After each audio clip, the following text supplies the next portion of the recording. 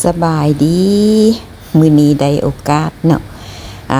แม่เฒ่ามาเฮือนแล้วก็มีผู้เฝ้าให้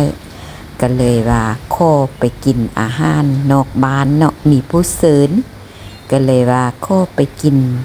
อาหารจีนเนาะมื้อนี้อาหารจีนอยู่แถวกายสังเจียงไปหั่นแหละอาหารจีนเดี๋ยวนี้อยู่บ้านเฮาแม่นมีหลายเนาะระเบิดเลยอาหารจีนอยู่ไสก็มีแต่อาหารจีนแล้วเขาเจ้าขายให้เพิ่นส่วนหลายก็ขายให้คนเขาเจ้าเองนั่นแหละเนาะคนจีนเขาเจ้ามักกินอาหารจีนส่วนหลายเขาเจ้าสิบ่มักอาหารลาวแล้วก็คนจีนมาอยู่บ้านเฮาหลายก็เลยว่าอาหารจีนเขาเจ้าก็เลยว่าได้ขายดีเนาะโรงแรมจีนบ่สิกะมีแต่พวกคนจีนไปเซาเนาะเพราะว่าเขาเจ้ามาเฮ็ดธุรกิจอยู่บ้านเฮาร้านอาหารก็มีหลายเพราะคนจีนหลายเด้แล้วก็เขาเจ้ามาเที่ยวเขาเจ้าก็สิพักโรงแรมเขาเจ้าเนาะคนจีนส่วนหลายก็สิเป็นแบบนั้นแหละก็เลยมีผู้มาเลี้ยงเนาะเพราะว่าป้าพรเพิ่นสิกลับออสเตรเลียแล้วลุงพันธุ์ป้าลอยเพิ่นก็เลยมาเลี้ยงอาหาร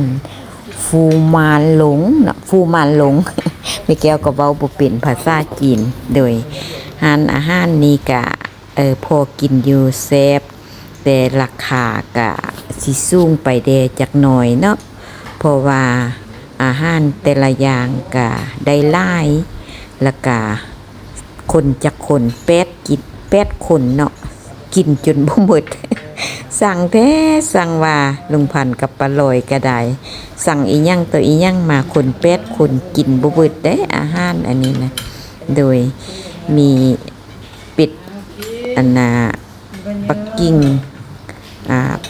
มีหยังเกาะเขาเจ้าห้องพันเนาะพันเป็ดกบพันนะโดยแล้วก็มีข้าวหมูมียังเกาะซุปผักกาดคิ้วหั่นนะต้มน้ำซุปผักกาดคิ้วหั่นนะแล้วก็สลัดคั่วผักกาดมียังเกาะผักกาดส้มหั่นนะเขาเจ้าคั่วแซ่บคิดว่าเป็นคั่วหน่อไม้กินไปกินมาแล้วแม่นคั่วผักกาดส้มเขาเจ้าเฮ็ดคือแซ่บนี่แหละ โบได้กินจากเทื่อเนาะเขาเจ้าซอยเป็นบางๆนี่แหละโดยกินข้าวตอนค่ำนี่ก็กินซี่ยอมๆเด้น้อยหนึ่ง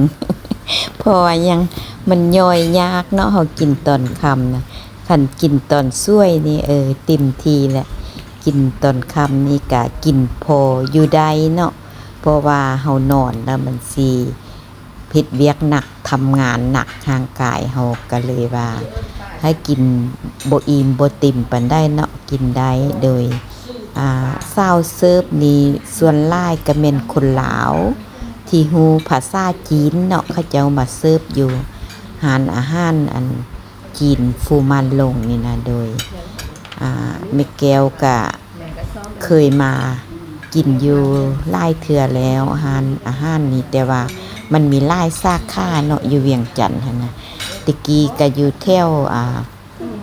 ตอนหน้าอุบหมุ่งก็มีเนาะเดี๋ยวนี้เขาเจ้าก็ย้ายมามันญาติบน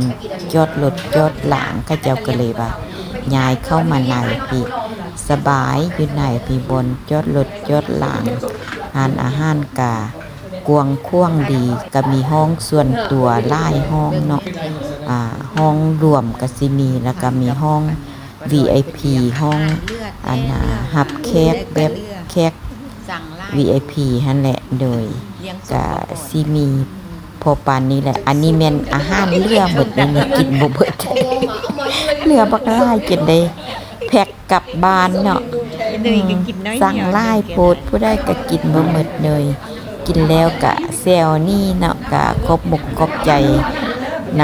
ำลุงพันธุ์กับป้าลอยหลายๆเด้อเพิ่นเลี้ยงอาหารส่งเถื่อเพิ่นได้นี่นะเพราะว่าเทื่อแล้วเพิ่นก็พาไปกินแหนมเนืองเนาะเทื่อนี้ก็พามากินอาหารจีนอีกโดยก็สิจบคลิปแต่เพียงเท่านี้ก็สิฟ้าวกลับคืนไป เบิ่งแม่เฒ่าเนาะเพราะว่าอยู่เฮือนก็มีผู้เบิ่งแทนแล้วก็ออกมาได้นี่ก็สิพากันกลับบ้านและกินอิ่มเฮาไปกินนี่แม่นอยู่ซันซ่องเนาะอยู่ซันลุมเขาเจ้าก็สิตกแต่งฮานเขาเจ้าด้วยไม้ประดับประดาพวกเหล้าพวกเครื่องดื่มเครื่องกินเขาเจ้าหั่นแหละหลายๆโดยสุขดีโอกาสหน้าพบกันใหม่บ๊ายบาย